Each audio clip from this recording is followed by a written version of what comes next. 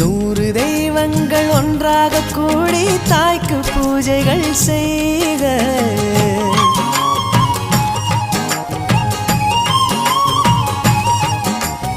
இமயமலைகளும் 7 கடல்களும் தந்தை நாமமே சொல்க.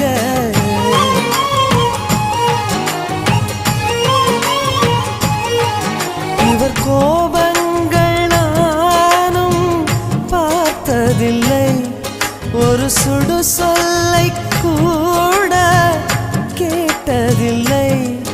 ஒரு ஏழை தாய் போல் உலகில் செல்வமில்லை. தாய்தானே அன்புக்கு ஆதாரம், தந்தைதானே அறிவுக்கு ஆதாரம். அந்த வானுக்கு 2 தீபங்கள் அவை